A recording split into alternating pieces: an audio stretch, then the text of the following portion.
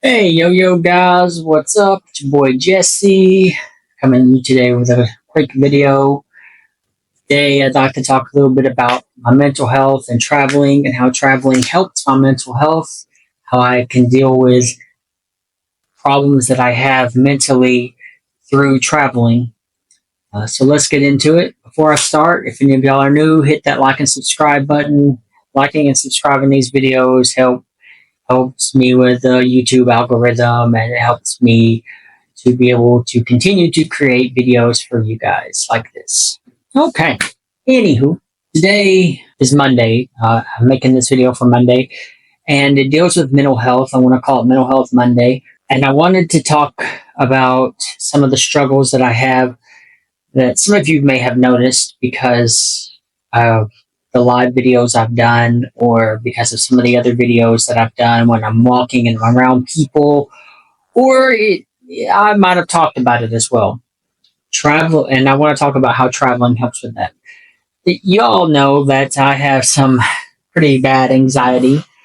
I tend to get anxious when I'm around a lot of people, especially when it's so crowded that I can barely move around.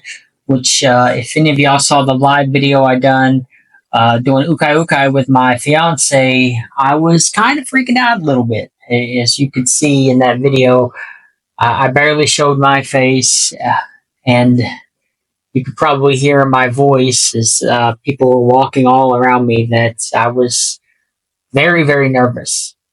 It's quite a bit different than what you see now because I'm on my own. I'm not around all kinds of people I don't know.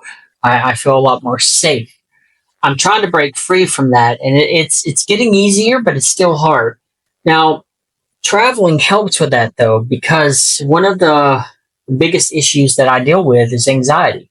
Obviously, like I said, if you saw the live video, I think it's still up on my profile. If you saw it though, you saw how I freaked out around all these people moving around, trying to look at all the clothes and stuff, and I'm just kind of stepping back and trying to find my fiance in the midst of all these people because I know my fiance, and I try to get her to talk a little bit because I was just I felt so anxious. But being able to be in situations like that helped me overcome this. At least I feel like it's helping me overcome this anxiety that I have. Anxiety, a lot of it is produced from the fact that we perceive something might happen in whatever situation. We perceive that this thing might happen for whatever reason. Anxiety is basically like a fear of future events that could happen. And some of my biggest fears when I'm in situations like that is, who's behind me? Is someone going to steal something from me? What are people thinking about me? Are people okay with me videoing and recording them while they're looking through all the clothes for ukai ukai? Or when I'm walking down the street, I'm talking on my phone, doing a video chat. Are people okay with me walking by them and talking? I really try to think of other people's feelings and how they might feel if they see somebody walking with a camera. Because some people aren't comfortable with that. I know that for myself, I probably wouldn't be that comfortable. I'm sitting in the privacy of my home, and somebody's walking by on a camera talking about whatever they're talking about, and I'm looking at them, and it's like, I'd rather not be on camera. Another example of this was a few days ago, 2 days ago. My fiance and us, we went to a family get together. As you can see here, I'm sunburned pretty bad from it. I wasn't going to get in the pool, but my fiance's baby cousin, she really wanted me to jump in the pool and swim with her because she didn't feel very safe. Even though it was a smaller pool and she was with other kids, she didn't feel safe, and she always feels safe with me. I tend to be pretty good with kids. But my fiance would take pictures and videos, and I was always hesitant because I don't like pictures or videos of myself, especially in a pool. And so I felt that anxiety hit pretty hard, but I overcame it, and I realized that she's doing this for memories. She wants to be able to have these memories as she gets older, that kind of stuff. And and it's also good for my video edits. I can put that in some of these video edits.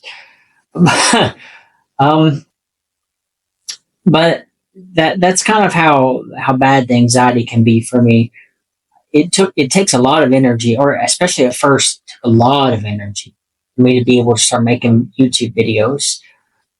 I overcame that by just making more videos. I still have the anxiety from that, but it's not as bad as it used to be when I first started making videos like 2 months ago. Traveling here in the Philippines has somewhat helped my anxiety. I still have a lot of it, but it has somewhat helped it in that I'm getting used to being around a lot of people in small places, especially during things like my fiance wants to do ukay ukay, or if there's a fiesta. Actually, a perfect example of that was the fiesta that we had in February. I don't remember what it was called. It was in Calibo, but it was really fun. I really told my fiance and her brother, I said, I'm telling you guys, I don't think I'm going to like it. There's a lot of people. It's getting dark. I don't like being in crowded places that when it's dark. And I had so much fun. I've posted videos up in my video edits. Y'all seen me dancing, singing, and just having a good time during those types of fiestas. It's because I've gotten used to it, and also it's because when I when I drink a little bit, I open up a whole lot. Well, I have to drink a whole lot to open up more, but as I drink alcohol, I tend to be more open. I tend to let my guard down a little bit. It makes it easier for me. But also the people are very friendly, and that helps too. When you have Filipinos who, even if they are judging you, they're not letting you know. Instead, they're usually like, "Oh, hey, hi, what's up?" They're having a good time. Everybody's just having a good time, and so that's something I've learned. I'm starting to learn that most of the time Filipinos they don't mind being recorded. They just want to have a good time. They as long as you're not causing any problems, they're happy, and I like that. That's how I am. I feel like as long as nobody's causing any problems, just be happy. Just have a good time. And so traveling has helped with that anxiety. That and the fact that going to new cultures, like here in the Philippines, or I've been to Japan, and I've been to China, and I've been to Taiwan, and Italy and Germany. And going to those different places helps break that anxiety of the unknown, because you're forcing yourself out there. You have to be able to overcome that anxiety, or you're just going to be shut in your hotel the whole time. And I don't want that. I want to be able to explore cultures. I want to be able to see ideas, explore ideas. I just have to overcome the anxiety. And so traveling has helped with that a lot, because the more I do it, the less the anxiety becomes. So that's it. That's it, guys. That's really all I can say. When it comes to mental health, well, with anxiety, when it comes to mental health and traveling with anxiety, you just got to do it more. That's the only real way to overcome that anxiety. That you can read about cultures and this and that. You can study as much as you want, but until you're in that culture, until you're in that country, it doesn't matter. It's nice to know things beforehand, and I've tried to do that, but that can only get you so far. Action is what matters, and so you're only going to be able to overcome your anxiety through doing it, and it's hard at first. It's really hard, and it's terrifying. Uh, I know people who have wanted to travel for a long time. I know a guy who even got a plane ticket. He was ready to go out of the country, and the anxiety started to overwhelm him the closer it got to that time, and he got a refund for his plane ticket and didn't go, and because of the anxiety. And that kind of stuff can be hard, but it will never go away. You're always going to have that anxiety until you do. Depression, another thing I suffer with. I also suffer with other things. I also have issues with borderline. You all know all that mental health stuff. I've talked about that at length before. But the things that tend to hinder me the most is the anxiety and the depression. Some people would say, well, what about the insomnia? No, I actually use the insomnia to my advantage. I use the insomnia to be able to stay up late at night and do homework or something like that. I really don't have much issue with insomnia. Maybe as I get older, that might become an issue, but maybe it's been because I was in the military. I don't know. I don't know what it is, but insomnia isn't a problem for me. I use it to my advantage quite often. But the depression, traveling helps with that because sometimes when you're depressed, you get into these states of mind that everything is just terrible, that your life is horrible, and there's no meaning in all of this. But when you go to a country, I won't say this is the same for Germany or Italy or, well, at least the places I was in Japan and Taiwan. None of those four places, I would say this is a big issue. But like where I am right now in the Philippines and then some places in China too, there is a lot of poverty, a lot of people who don't have a lot of money, and sometimes they don't even have food to eat for the day. And these people are so skinny, and it breaks my heart. So when I start to look inward and I bring that depression on myself, I start to remember all these people who, at least to me, their lives, from the outside, it looks so terrible. It looks, I think to myself, man, this is some bad situation. I'm sure they think so too, but they still have the will to live, to keep going, to fight, to never give up. And the suicide rate in the Philippines is not very high, especially compared to the USA, where we're more developed, we have more money, and generally we tend to be better off financially. But it's still not as high in the Philippines. And I see some of these people, some of their homes, some of them. I was walking one day, and a guy was just. It was in the morning time, and a guy was just sleeping outside, beside the road. When I see this kind of stuff, it's like, why am I so depressed? Why do I feel so bad for myself? Maybe maybe I have a fight with my fiance. Who knows? Maybe I feel like things are falling apart with my schoolwork or something. Something like that. But at least I have a place to live. At least I have food. It's more than what a lot of people here can say they have. No matter how depressed, oh, whoa, I want to get emotional. No matter how depressed I get, when I think of those people, I can't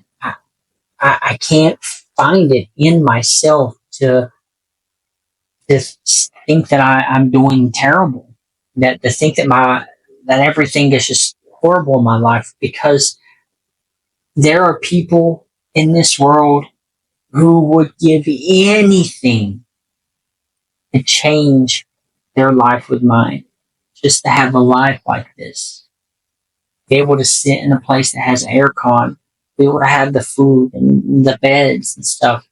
People who would give anything to have that life. And I realize how grateful I should be for what I have, be happy for what I have. And that helps a lot with the depression.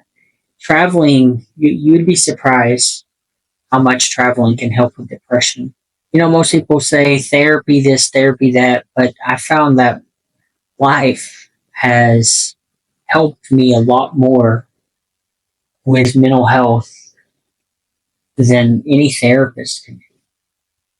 Seeing the things that you see when you travel, the good and the bad, it really puts things into perspective, especially if you're from a Western country like the USA, a developed nation with decent amount of money to be able to live. At least you have money to live and to eat.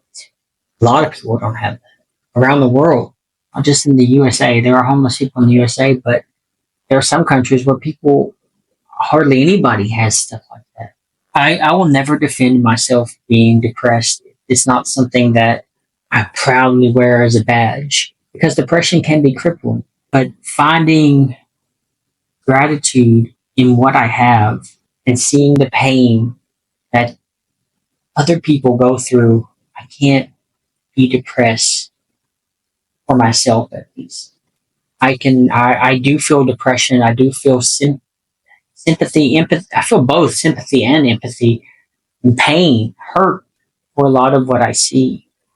It's not my life anymore that I hurt for. It's other people's lives. But yeah, I'm going to get emotional, guys. I can't keep. I gotta end this video soon.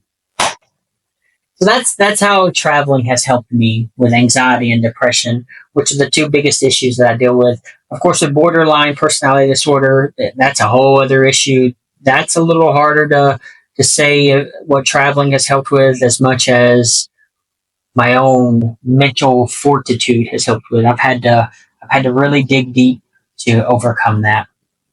You can't really overcome it, but sometimes it's my fiance that helps with that because she realizes what's going on and she has to tell me, and then I have to calm myself down. But with the depression and anxiety, traveling helps a lot, guys. You see things that you realize there's no point in being depressed, not for yourself. And then the anxiety, you just put yourself out there enough, and that anxiety will start to lessen. It may not go away completely, but it will lessen a lot. Believe me. I mean, y'all see how I am on these videos around people. It helps to actually put yourself in that situation so your brain can get out of that survival mode as it realizes it's safe and it's okay. There you go, guys. That's my video for today, Mental Health Monday. Hey, let me know what y'all think in the comment section below. You know what to do. Hit that like and subscribe button. Know that all of y'all are valuable and that you matter. God bless.